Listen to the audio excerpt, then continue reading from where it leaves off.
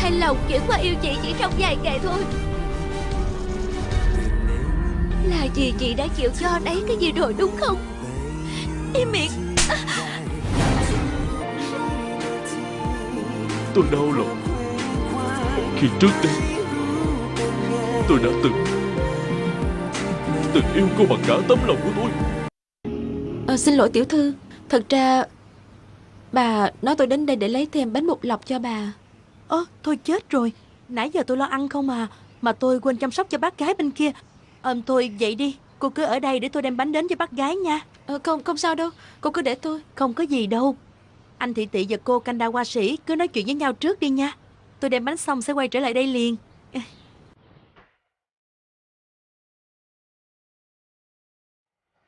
Tiểu thư à?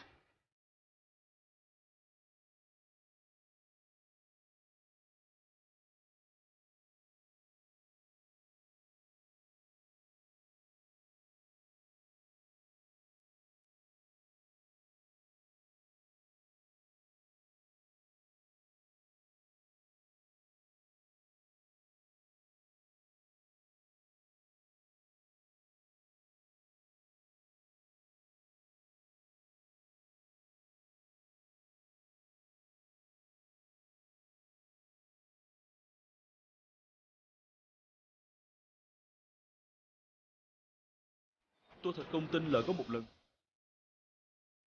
tôi từng là một người ngu ngốc. Ngốc khi nghĩ rằng mình sẽ không thể nào tìm được một người con gái hiền lành và ngoan ngoãn như cô Canh Đa Hoa Sĩ đây.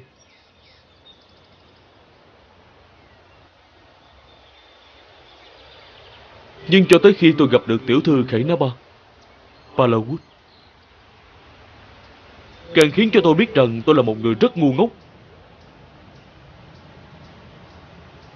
Vì nếu như đem so sánh với nhau thì nó giống như ngọc và sỏi đá ở ngoài đường vậy.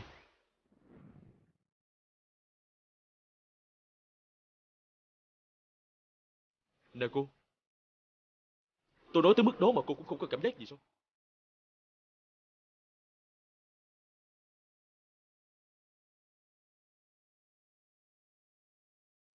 Tại sao tôi phải có cảm giác gì chứ? Trong khi tôi không phải là người con gái đó. Nhưng nếu như tôi có chút cảm giác gì thì tôi cũng cảm thấy tội nghiệp cho anh. Vì anh bị một người con gái lừa dối vẫn chưa đủ, anh lại tiếp tục chu quan cho một người con gái khác trong khi cô ta không hề biết gì hết. Tới bây giờ cô còn định nói dối tôi. Tôi không có nói dối. Tôi sẽ chứng minh cho anh biết rằng tôi không phải là người con gái đó. Cô không cần phải chứng minh điều gì hết, cô Canh Đa Hoa Sĩ. Vì tôi sẽ không bao giờ tin tưởng con người như cô nữa.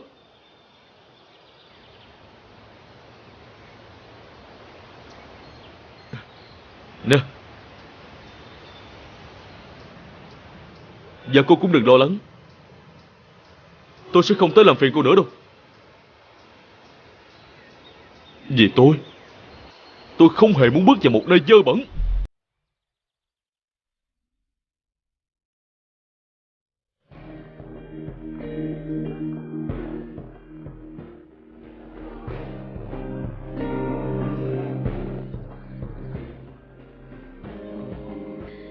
Cảm ơn.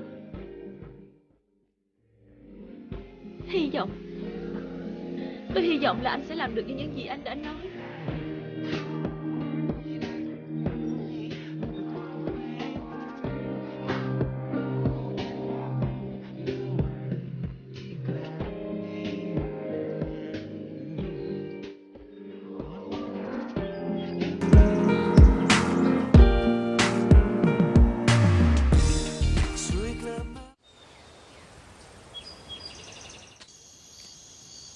Nè, cùng ly đi. Cùng ly.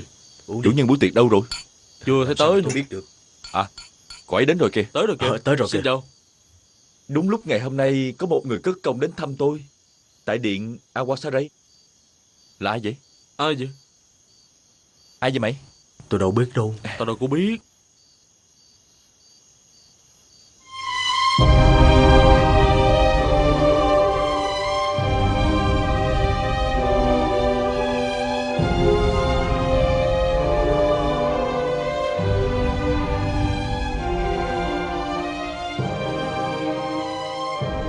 Đó chính là cô gái xinh đẹp này, cô Kanda họa sĩ.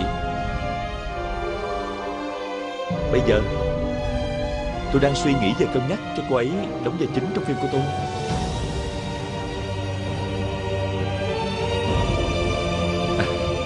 Cô hãy qua chào mọi người đi.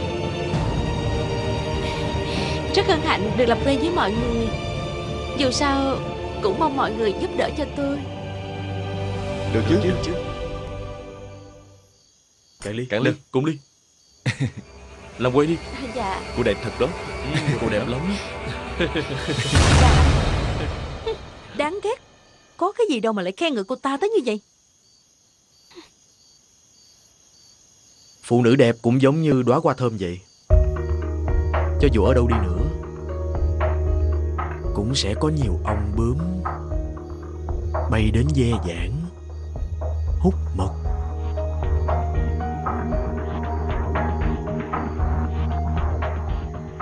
Giống như người yêu của anh quá sảnh, có đúng không? Tôi nghĩ giống người đang đứng trước mặt tôi nhiều hơn đó. Một doanh nhân thành đạt như anh quá sảnh lại quan tâm khen ngợi một diễn viên bé nhỏ như tôi hay sao?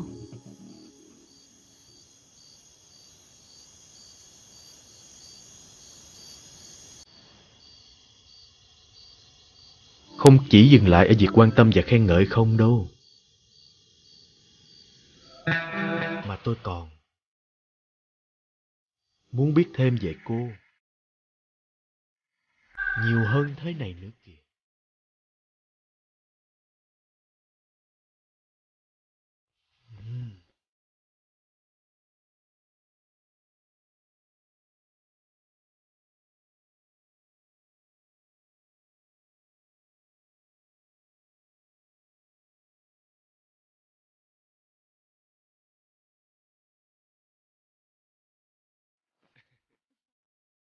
Buổi tiệc hôm nay vui thiệt ha. Cảm ơn. Được rồi. Nè, bây giờ chúng ta hãy uống tiếp Nè, đi, có uống được đi. không? Dạ mời anh.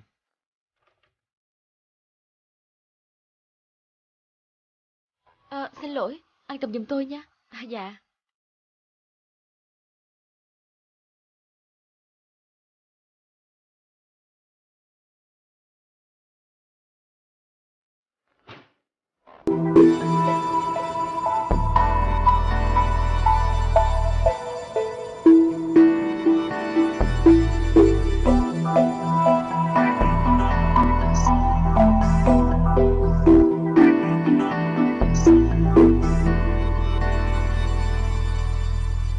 Cứ tưởng là ai, không ngờ là anh. Cô Kanda họa sĩ đang định tìm người nào sao? Tôi không định tìm ai hết. Chỉ tìm nơi rửa tay. Nơi rửa tay à? Quả thật đáng tiếc. Vì tôi nghĩ rằng cô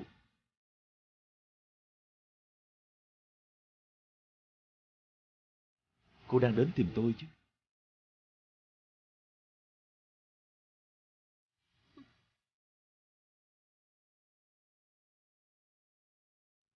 Tại sao tôi phải đến tìm anh chứ?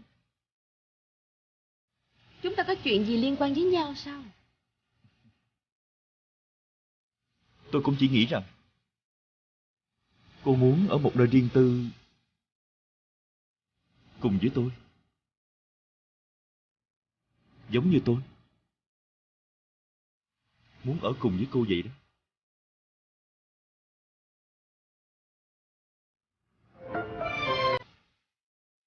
Tôi không chỉ muốn ở cùng với anh, mà tôi muốn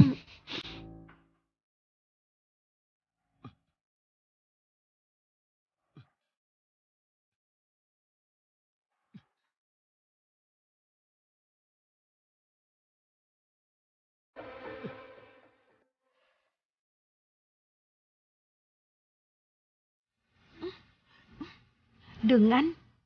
Coi chừng có người thấy đó.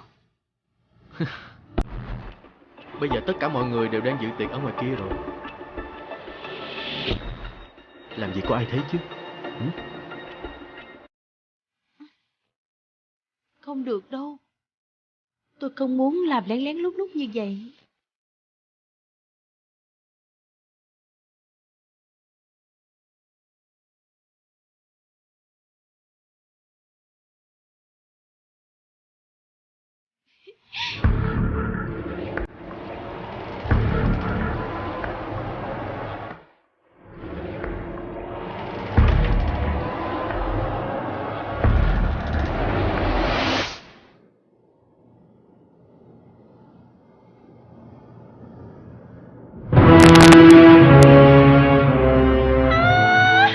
Làm cái gì vậy hả? Dừng lại ngay.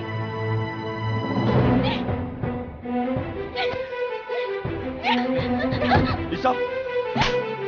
Các người đê tiện. Cô làm gì chồng của tôi vậy hả?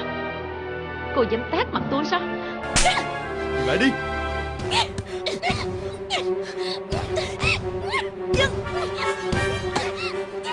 Đừng ngốc nữa sao? Thằng qua đa sĩ. Đồ mặt gì? Cô đừng tưởng là tôi không biết cái gì. Cô định làm gì ở đây? Cô quyến rũ chồng tôi cái gì?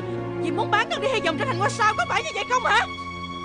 Chửi người khác như vậy, chắc cô cũng đã từng làm như vậy rồi đúng không? Đúng. Tôi từng làm đó. Tôi cũng từng tát vô mặt cái chuyện chồng của người ta nữa. Tôi tát như vậy nè.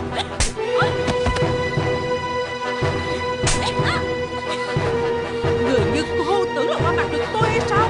Mau về nhà học mẫu giáo đi rồi hãy quay lại đây nói chuyện với tôi nha. Người như cô đừng có mơ tưởng có thể thay đổi được. Đi sao? Đủ rồi. Con điên. Đủ rồi. Đứng dậy đi. Kanawashiki, thôi đủ rồi. Em phải đánh nó. Em không muốn anh đưa cái loại đàn bà như vậy về đây. Nó không đáng cái thế cho em. Đi sao? Cô dừng lại được chưa? Bây giờ anh coi cô ta tốt hơn em có phải không? Anh bên vực cô ta nữa hả? Đúng.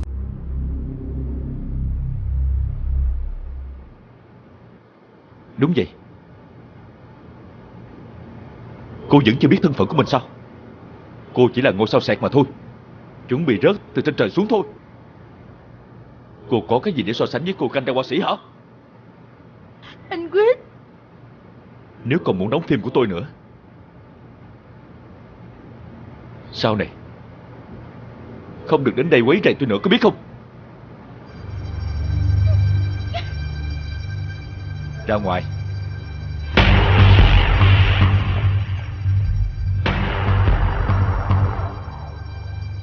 Ra ngoài.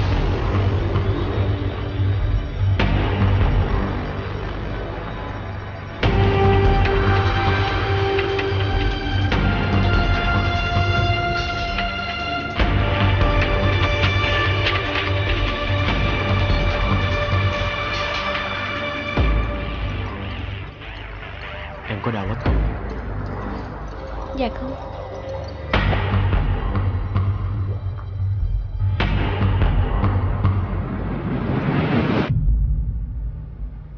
Hồi nãy lúc ở trong phòng khách, tao cũng thấy đó. Thấy cái gì? Nói đi. Hey, Quýt ơi Quýt, tao làm bạn của mày cũng lâu rồi. Chỉ cần nhìn vào mắt của mày, tao cũng thừa biết là mày đang muốn cái gì.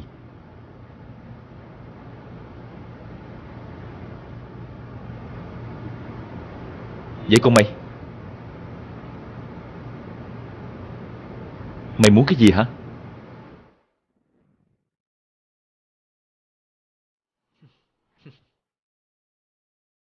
Đột nhiên dạo gần đây, ông chủ nước ngoài đặc biệt để ý tới tao. Chắc là ông ta đã biết rằng tao lén ăn chặn tiền công của công ty để kiếm thêm.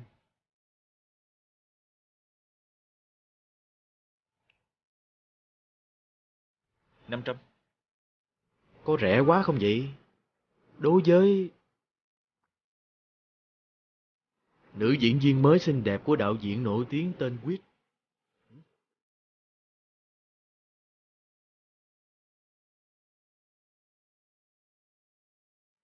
600. Không. 1 triệu bạc giá chót. Không thêm, không bớt.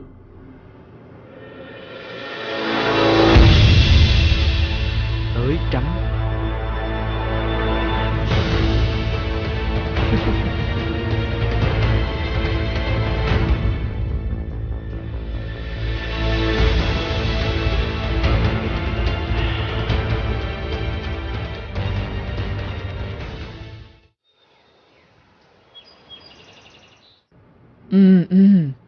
Chút nữa tôi sẽ đến ngay. Cháu của tôi sẵn sàng chưa vậy? Dạ đã cho người đi mời rồi.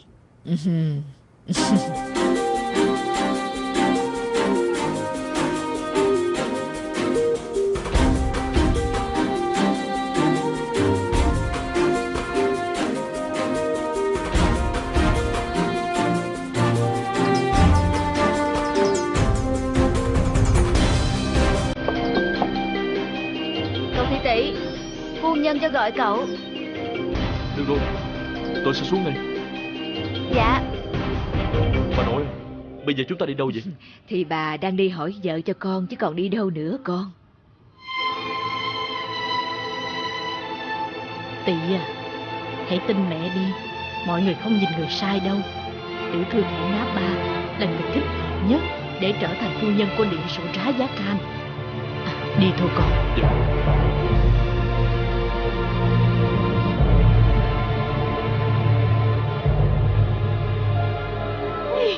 Sao hôm nay mình lại xui như vậy chứ?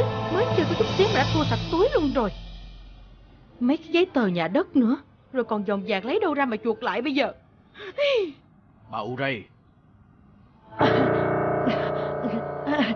Dạ. Ông có muốn uống cái gì hay không hả? Hay là uống cà phê nha. Để tôi vô bếp tôi pha cho ông nha. Nè, khoan đã. Không cần pha đâu. Tôi có việc này muốn nói chuyện với bà. Có chuyện gì vậy ông?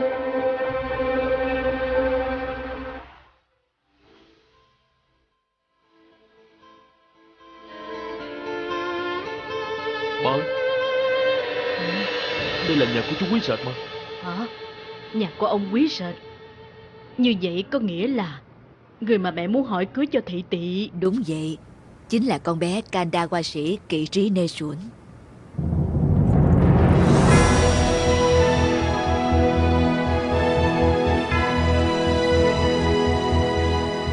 Sao con lại tỏ ra vẻ ngạc nhiên đến như vậy hả Bhutan?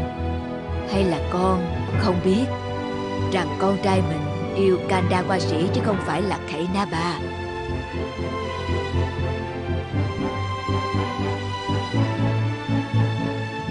Ông nói cái gì? Đại phu nhân sẽ hỏi cưới con Kanda Hoa Sĩ làm cháu dâu thiệt hả? Làm sao có thể như vậy được chứ? Gặp nhau mới có mấy lần thôi mà. Chính tôi cũng ngạc nhiên. Dù biết là bà ấy có cảm tình với con Canh, nhưng tôi không ngờ đến mức hỏi cưới nó cho cháu trai của bà ấy. Vậy ông trả lời bà ấy ra sao rồi? Bà nghĩ tôi còn nói sao nữa? Đương nhiên phải hỏi ý kiến của con gái mình trước, xem nó đồng ý hay từ chối. Ôi, không cần hỏi cũng biết rồi. Ai ngu ngốc lắm thì mới từ chối cái lời đề nghị như vậy thôi. Kiệu vàng đã dâng đến trước mặt rồi, nếu mà không lên chắc là bị điên rồi đó. Có chuyện gì xảy ra vậy hả ba?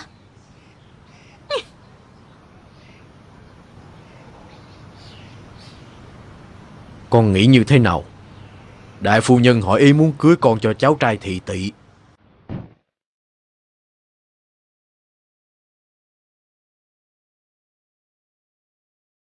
Rốt cuộc con Kanda Hoa Sĩ trả lời thế nào? Chuyện mà tôi đã nói với cậu tối hôm qua đó. Dạ, tôi cũng đã nói với nó rồi. Nhưng mà nó đã từ chối thưa bà.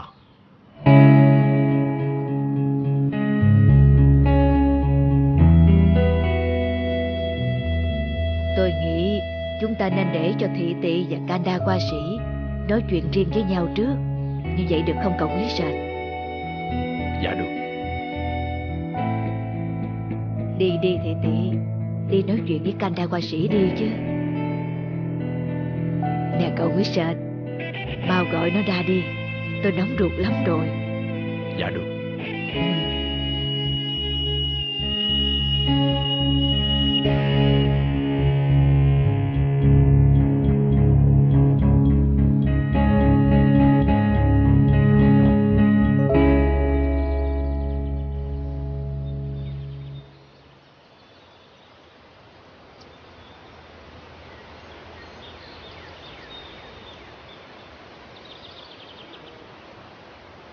Cô quả thật cao tay hơn tôi tưởng đó, cô Canada họa sĩ.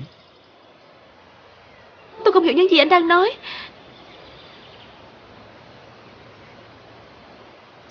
Cô làm mọi cách để cho bà tôi mắc lừa, nghĩ rằng cô là người tốt, tới mức bà phải tới xin hỏi cưới cô làm cháu dâu.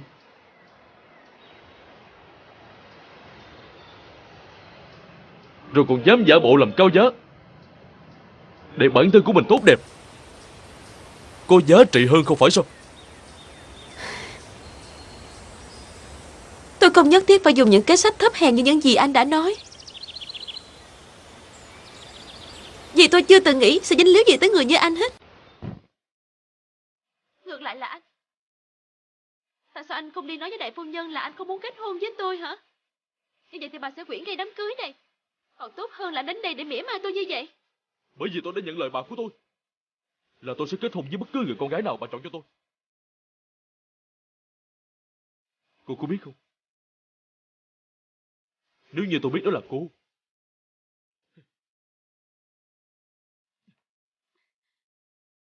chắc chắn tôi sẽ không thể trở thành một đứa cháu hiếu thảo với bà được. Lý do gì sao? Chắc là cô biết rõ.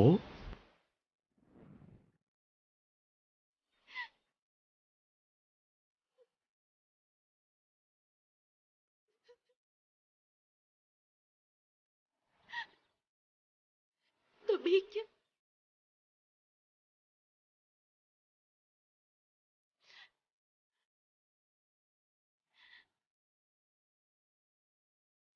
Tôi sẽ đi thưa với bà. Chắc chắn tôi sẽ từ chối lời đề nghị kết hôn với anh, để cho anh hài lòng và ngừng gây việc xúc phạm tới tôi.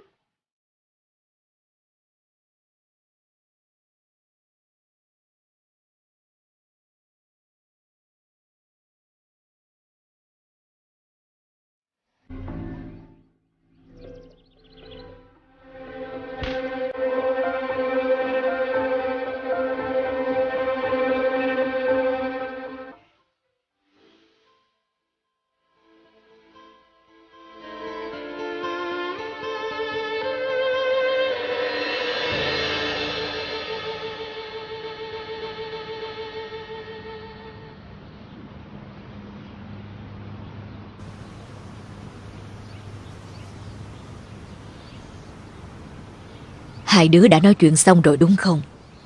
Vậy chúng ta về thôi. Vậy còn câu trả lời thì sao mẹ? Bà nghĩ là chắc là bà đây đã quá nóng vội khi vội vàng đến đây đòi con trả lời, mà không cho con thời gian để suy nghĩ kỹ lưỡng hơn. Nhưng con đã quyết định rồi thưa bà. Không cần vội vàng đâu con, Canada họa sĩ. Thời gian này bà muốn con hãy suy nghĩ lại thật kỹ rồi trả lời cho bà biết. Chúng ta về thôi Bhutan. Dạ. Thì tì về thôi.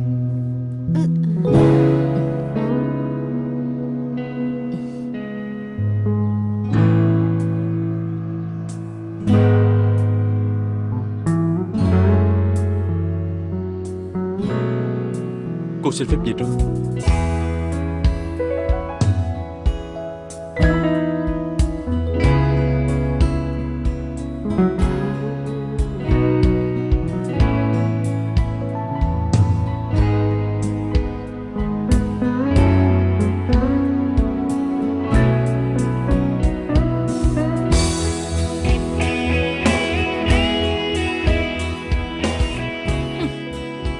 Con gái rượu của ông giỏi hơn tôi tưởng nhiều đó.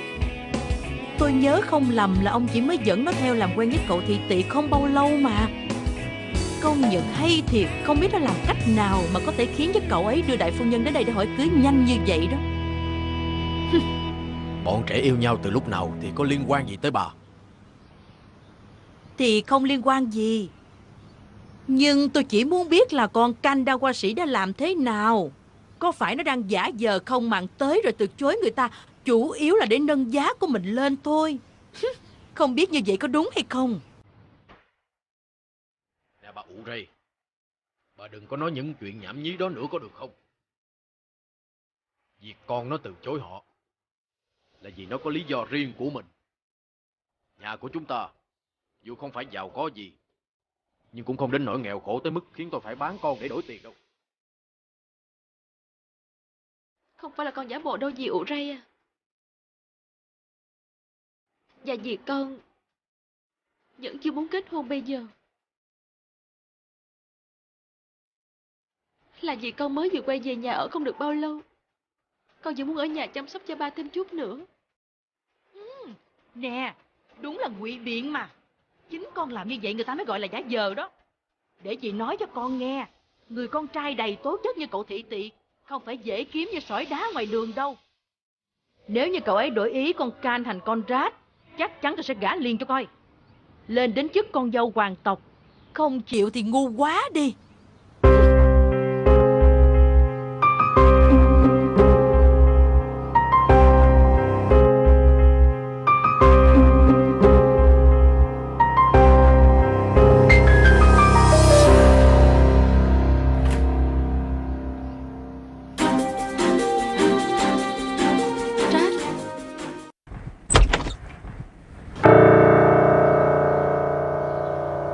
Trát, em vô phòng chị có chuyện gì không? Chị hay thiệt đó. Nào là anh Rapan, nào là cậu thị tỵ. Chị đã nói với em rồi, chị và anh Rapan đó thật sự không có gì với nhau hết. Vậy tại sao chị lại không kết hôn với anh thị tỵ? Cậu ấy chưa đẹp trai, lại giàu có đến như vậy. Chuyện đó là chuyện riêng của chị.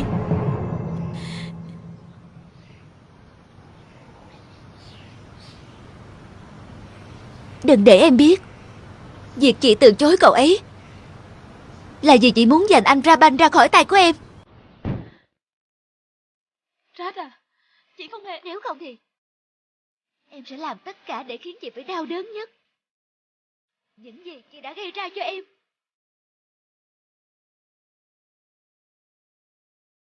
Rát à.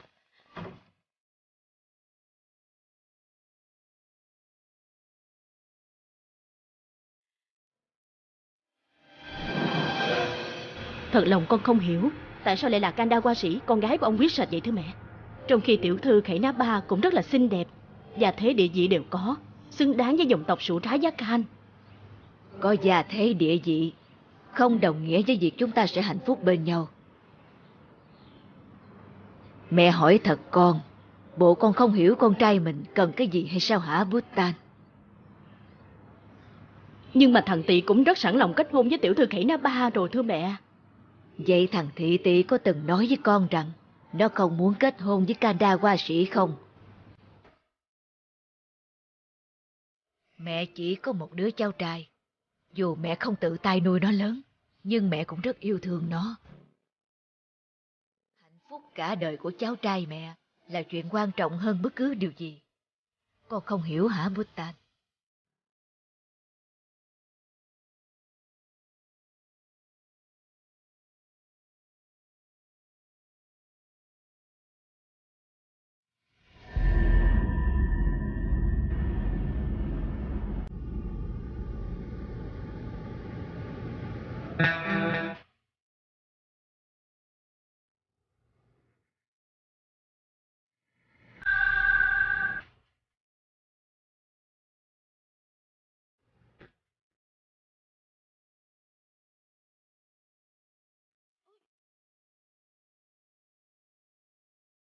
Anh đang làm gì tôi vậy?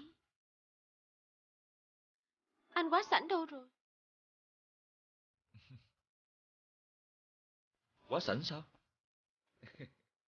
Bây giờ nó không có ở đây. Anh Quá Sảnh không có ở đây. Anh Quyết nói như vậy nghĩa là sao? Anh ấy đã đi đâu rồi? Tại sao anh ấy lại để tôi ngủ một mình ở đây như vậy?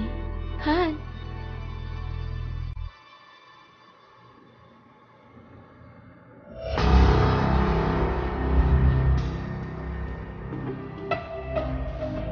Bình tĩnh đã. Vì tôi nói nó hôm nay tôi sẽ cho cô thử máy quay, nên nó đã về nhà trước rồi.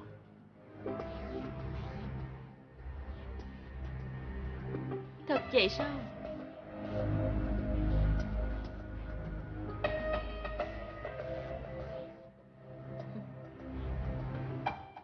Vậy hai chúng ta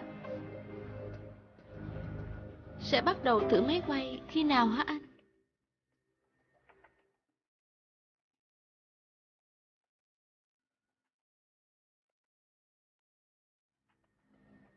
Em thấy sao?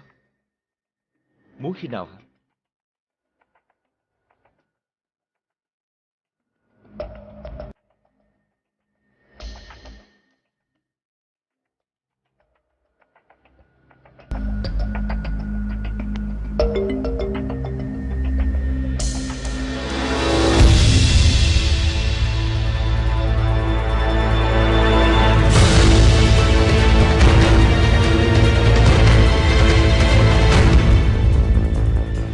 Mẹ không thể hiểu nổi bác gái của con đang nghĩ cái gì nữa. Tại sao lại đi hỏi cưới con Kanda qua sĩ cho cậu thị tỵ chứ? Thì đương nhiên là bác ấy biết rằng cậu thị tỵ và cô Kanda qua sĩ họ yêu nhau. Con nghĩ vậy đó. Sao mà yêu nhau được chứ? Mẹ không hề thấy cậu thị tỵ có hành động gì đặc biệt với con Kanda qua sĩ hết. Chỉ tại con không chịu nhanh chân lên. Chỉ được cái thông minh, không có nhạy cảm tinh tế gì hết. Cất công đi xa học cao, tốt nghiệp ở châu Âu về mà nhìn coi. Làm cô giáo quèn, tiền lương không đủ cơm 3 bữa. Ôi, mẹ ơi, con cất công đi học xa tới như vậy là con muốn dùng kiến thức của mình học được để làm những điều có ích cho xã hội, chứ không phải làm phu nhân ngày chỉ tay 5 ngón đâu mẹ à. Giống như những gì mà mẹ muốn vậy đó. Mẹ chịu khó đứng đây đợi con chút nha, con sẽ quay lại liền. Xin chào hiệu trưởng. Xin chào. Tôi xin giới thiệu, tôi là con gái của hoàng thân Khải Napa Palawood. Tôi đến đây để làm giáo viên dạy tiếng Pháp thế cho cô Mademoiselle Mitchell Wanton, thưa thầy.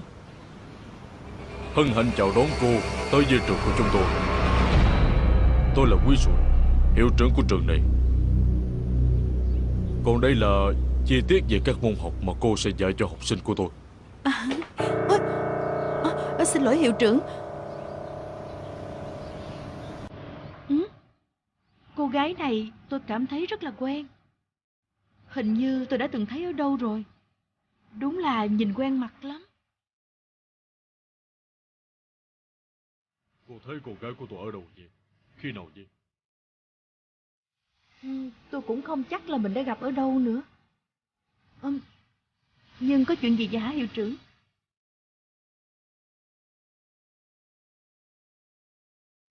Kandamani. Con gái của tôi bỏ trốn khỏi nhà. Tôi đã cố gắng tìm kiếm khắp nơi, nhưng mà vẫn không có một chút tin tức.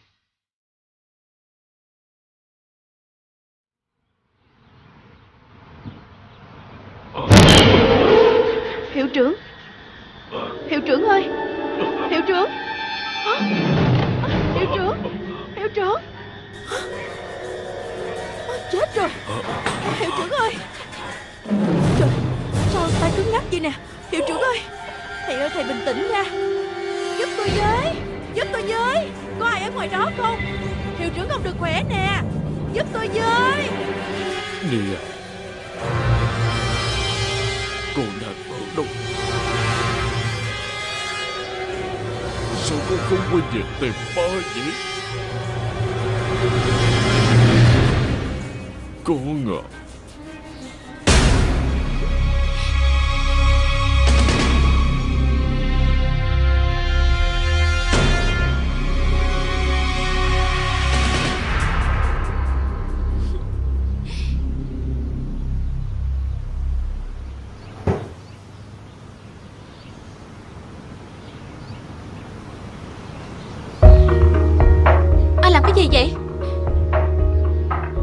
rồi em sẽ thích thôi mà.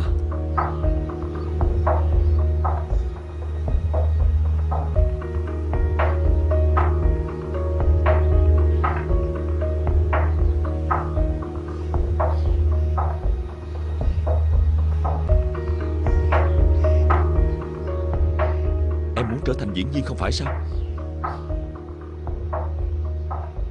Là một diễn viên phải dám thử sức với những điều mới mẻ chứ. Có nghĩa là nếu em chấp nhận thì chắc chắn em sẽ được làm diễn viên, đúng không? Vậy em có được làm nữ chính không hả anh? Em sẽ là một diễn viên chính nổi tiếng. Và anh sẽ đưa em đi tham dự các buổi tiệc thượng lưu. Tất cả người dân của cả nước này sẽ không có ai mà không biết đến Kandawasi Kirenesuan.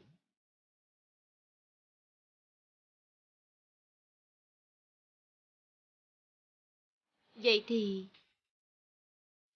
em chấp nhận.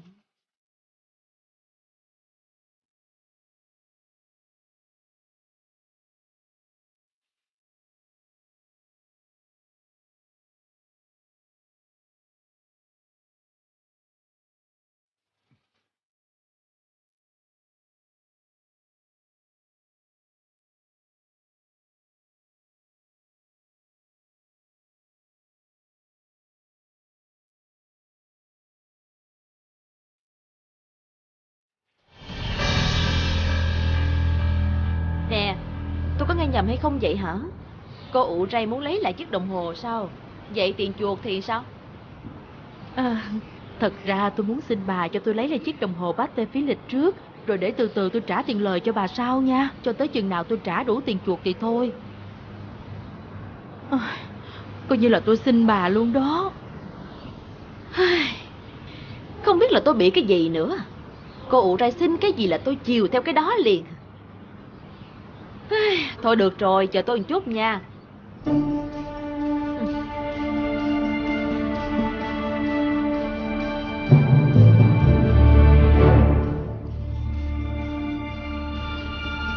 Coi như là tôi tăng thêm tiền cầm cái đồng hồ Patek cho cô đó. Nhưng mà còn chuyện xin lấy đồng hồ về trước thì chắc là không được đâu. Vì làm vậy là sai trình tự. Nhưng mà thật ra bình thường tôi không mấy tin tưởng lời nói của những tay cờ bạc đi cầm đồ đâu. Nhưng mà đối với cô, tôi là đặc biệt nhân nhượng như vậy là vì cô ụ Ray dù gì cũng là vợ của ông Wizard Kirinesuan đó mà.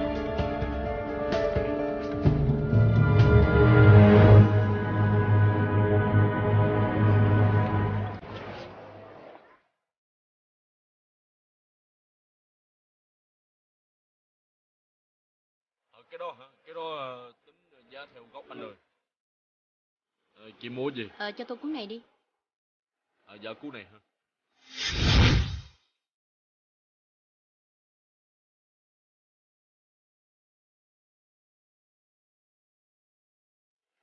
Chào anh Raban. Là em hả? Nhỏ nhỏ thôi, có mẹ em nữa.